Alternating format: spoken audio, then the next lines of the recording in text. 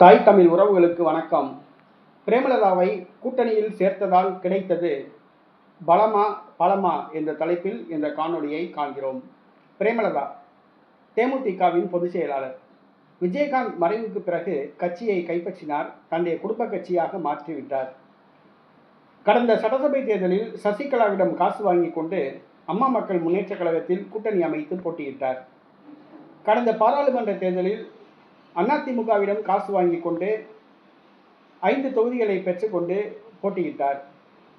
வருகிற சட்டசபை தேர்தலில் பேரம் பேசினார். காலையில் திமுகவுடனும் மாலையில் அதிமுகவுடனும் நண்பகலில் பாஜகவுடனும் மாறி மாறி பேச்சுவார்த்தை நடத்தினார்.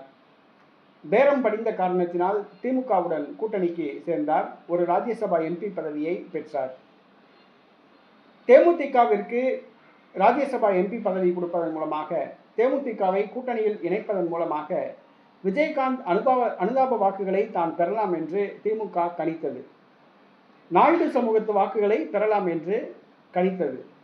ஆனால் அதற்கு நேர்மாறாக தற்பொழுது நடைபெற்றுள்ளது. என்னவென்று சொன்னால், தேமுதிகவிற்கு ராஜ்யசபா எம்பி பதவி வழங்கியதும் தேமுதிகவிற்கு 10 தொகுதிகள் வழங்கப்படுவதாக வந்த செய்தியும் கூட்டணிக்குள் புகைச்சலை ஏற்படுத்தியுள்ளது.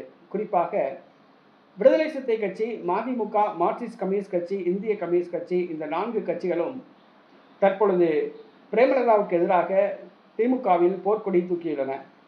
பிரேமலதாவுக்கு கொடுக்கப்பட்ட தொகுதிகளுக்கு சமமாக தங்களுக்கு தொகுதி வழங்கப்பட வேண்டும் என்று கோரிக்கை வைத்துள்ளனர்.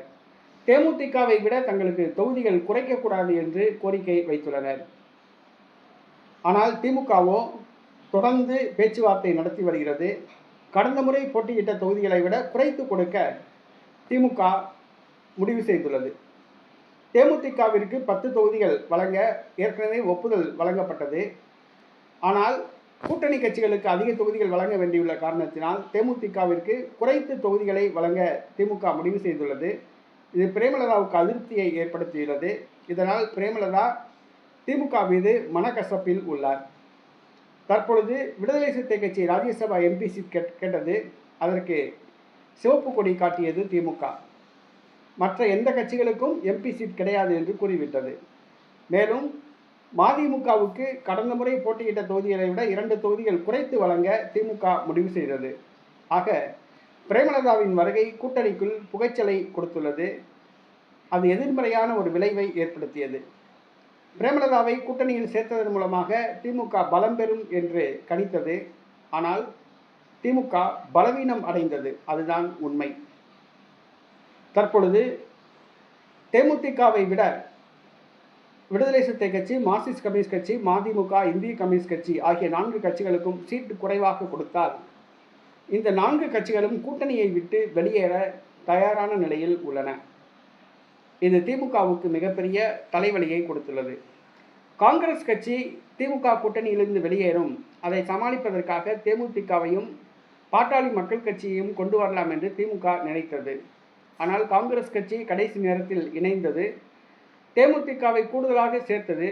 தற்பொழுது தேமுதிகவால் தலைவலி ஏற்பட்டுள்ளது.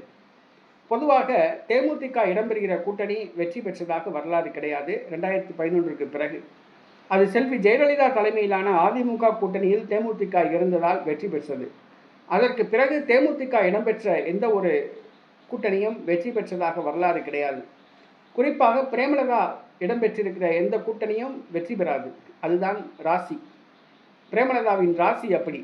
பிரேமலதா எந்த கூட்டணியில் போய் இணைகிறாரோ அந்த கூட்டணி படுதோல்வி அடையும். ஆமை பூந்த வீடு என்று சொல்வார்கள். அதுதான் உண்மை. தற்பொழுது பிரேமலதா திமுக கூட்டணிக்கு இணைந்துள்ளார்.